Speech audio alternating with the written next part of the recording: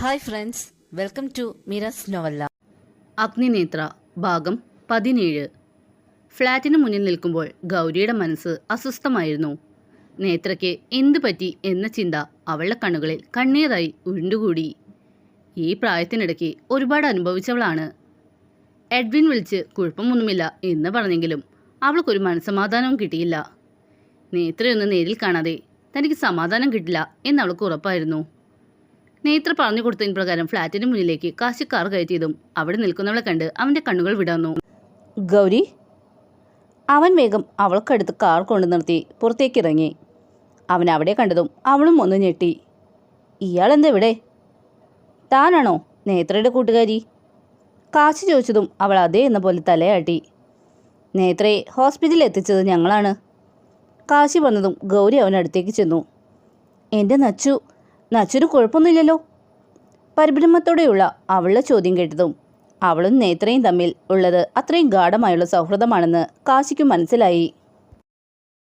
ഏയ്, ഇയാൾ പേടിക്കണ്ട, ഇപ്പോൾ ഒരു കുഴപ്പമില്ല, ചെറിയൊരു ക്ഷീണം അത്രയേ ഉള്ളൂ. താൻ വാ, ഇനിയും വൈകണ്ട. എന്തുകൊണ്ടോ അവളെ പരിഭ്രമം കണ്ടതും കാശി നേർമയോടെ സംസാരിച്ചു. കാശി പറഞ്ഞതും ഗൗരി അവനൊപ്പം കാറിൽ കയറി. വഴിയിലുടനീളം അവർക്കിടയിൽ നിശബ്ദത നിറഞ്ഞു നിന്നു. അവളോട് എന്തൊക്കെയോ സംസാരിക്കണമെന്ന് അവനുണ്ടായിരുന്നെങ്കിലും അവളുടെ മനസ്സ് നേത്രയെ കാണുന്നതുവരെ അസ്വസ്ഥമാവും എന്നറിയാവുന്നതുകൊണ്ട് അവൻ മൗനം പാലിച്ചു. ഹോസ്പിറ്റലിലെത്തി അവനോടൊപ്പം അവൾ വേഗത്തിൽ നടന്നു. നേത്രയെ കിടത്തിയിരിക്കുന്ന മുറിയുടെ വാതിൽ തുറന്ന് അകത്ത് കടന്നതും കട്ടിലിൽ കയ്യിലും തലയിലും മുറിവ് പറ്റി കിടക്കുന്നവളെ കണ്ടതും ഗൗരിയുടെ കണ്ണുകൾ നിറഞ്ഞൊഴുകി. അതുവരെ പിടിച്ചു വെച്ചിരുന്ന കരച്ചിൽ ശക്തിയായി പുറത്തേക്ക് വന്നു. വായ പൊത്തിപ്പിടിച്ച് കരയുന്നവളെ കണ്ടതും കാശി തനിക്ക് നേരെ കുറച്ചു മുന്നേ ദൃഢതയോടെ മറുപടി പറഞ്ഞ ഒരുവളെ ഓർത്തുപോയി. ഇവൾ ഇത്രയ്ക്ക് പാവമായിരുന്നോ? അവൻ മനസ്സിൽ ചിന്തിച്ചു. ശബ്ദം കേട്ട് കണ്ണു തുറന്ന നേത്ര മുന്നിൽ നിന്ന് കരയുന്നവളെ കണ്ടതും ചിരിച്ചുകൊണ്ട് കണ്ണ് ചിമ്മി കാണിച്ചു. അത് കണ്ടതും ഗൗരി ഓടിച്ചെന്ന് അവളെ ഇറുക്കെ പുണർന്നു. ഒന്നുമില്ലടി ഗൗരി കൊച്ചേ, ചെറിയ മുറിവേ ഉള്ളൂ. അവളെ കളിയാക്കി നേത്ര പറഞ്ഞതും അവളിൽ നിന്നും അകന്നു മാറി അവളെ കൂർപ്പിച്ചു നോക്കി ഗൗരി. ശേഷം അവളുടെ മുറിവ് പറ്റിയ കൈയെടുത്ത് പരിശോധിച്ചു. ഒരു ഡോക്ടറായ എന്നോട് തന്നെ നീ പറയണം ഇത് ചെറിയ മുറിവാണെന്ന്. സത്യം പറഞ്ഞച്ചു, എന്താ ഉണ്ടായത്? അവളുടെ ചോദ്യത്തിൽ ഇനി മറച്ചു പിടിച്ചിട്ട് കാര്യമില്ല എന്ന് തോന്നിയതും നേത്ര ഉണ്ടായതെല്ലാം തുറന്നു പറഞ്ഞു. എല്ലാം കേട്ട് ഗൗരി ദേഷ്യത്തോടെ അവളെ നോക്കി. അയാളെ രക്ഷിക്കാൻ നീ എന്തിനാടി ഇറങ്ങിച്ചെന്നത്? കള്ളും കുടിച്ച് ബോധമില്ലാതെ പലരുമായി അടിയുണ്ടാക്കി നടക്കുന്നവൻ ശത്രുക്കൾ കൂടുതലായിരിക്കും. അപ്പോൾ അവരെ തേടി ഇങ്ങനെയുള്ള അപകടങ്ങൾ വന്നെന്നുമിരിക്കും. അതിന് ആ കാട്ടുമാക്കാനെ രക്ഷിക്കാൻ സ്വന്തം ജീവൻ പോലും നോക്കാതെ ചെന്നു കയറിക്കൊടുക്കാൻ നീ ആരാടി? ദേഷ്യത്തോടെയുള്ള ഗൗരിയുടെ ശബ്ദം കേട്ടതും അത്രയും നേരം റൂമിൽ എല്ലായിടത്തും അഗ്നിയെ നോക്കിക്കൊണ്ടിരുന്ന കാശി പാഞ്ഞ് അവൾക്കടുത്തേക്ക് ചെന്നു. നീ ആരെയടി കാട്ടുമാക്കാൻ എന്ന് വിളിച്ചത്? അവൻ ആരാണെന്ന് നിനക്കറിയോ? അവൻ്റെ പൊസിഷൻ എന്താണെന്ന് അറിയോ? പോട്ടെ, അവൻ എൻ്റെ ചങ്കാണെന്ന് നിനക്കറിയോ? അങ്ങനെയുള്ളവനെ എൻ്റെ മുന്നിൽ വെച്ച് ഇങ്ങനെ വിളിക്കാൻ നിനക്ക് എങ്ങനെ ധൈര്യം ഉണ്ടായടി?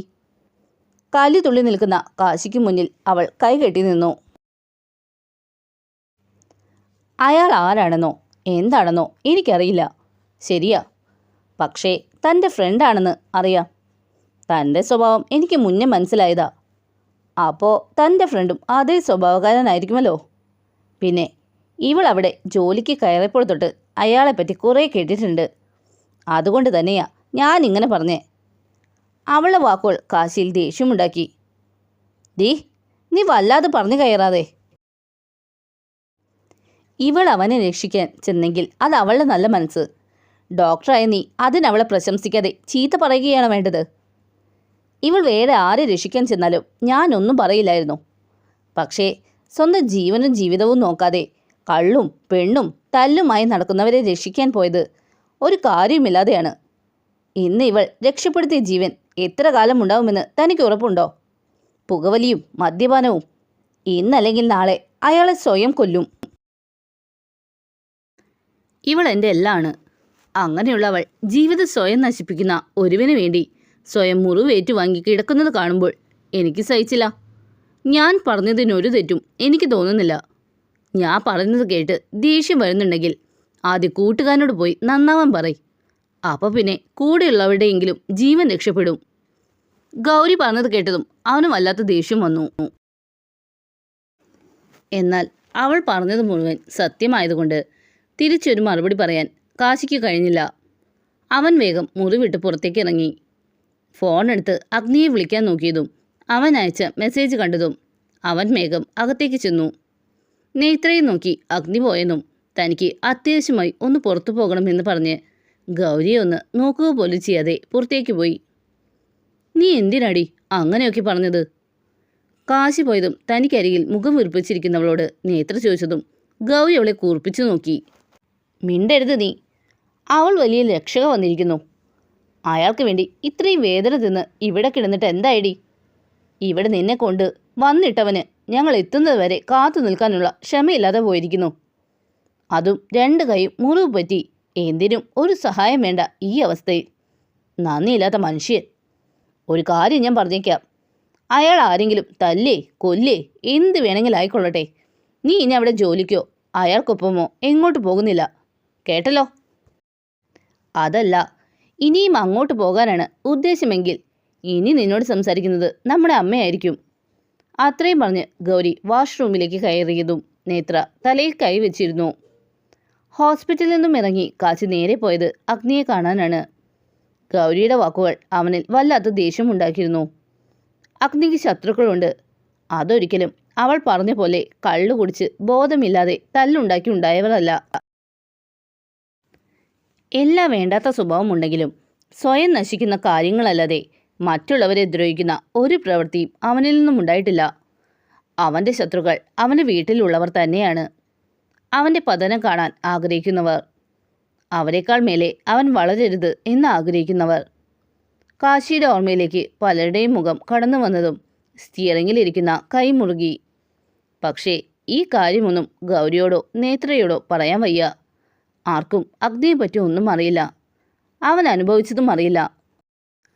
പല സ്ഥലത്തും അഗ്നിയെ അന്വേഷിച്ചെങ്കിലും അവനെ കാണാൻ കഴിഞ്ഞില്ല.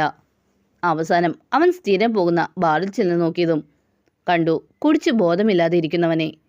അവനെ അങ്ങനെ കാണുകയെ ദേഷ്യവും സങ്കടവും ഒരുപോലെ വന്നെങ്കിലും ഈ അവസ്ഥയിൽ അവനോടൊന്നും പറഞ്ഞിട്ട് കാര്യമില്ലെന്ന് അറിയുന്നതുകൊണ്ട് അവനെ തൂക്കിയെടുത്ത് കാറിൽ കയറ്റി കാശി കൊണ്ടുപോയി. വാഷ്റൂമിൽ നിന്നും ഇറങ്ങി വന്നവളുടെ മുഖം വീർത്തു തന്നെയിരുന്നു. അത് കണ്ടതും നേത്രയ്ക്ക് ചിരിയാണ് വന്നത്.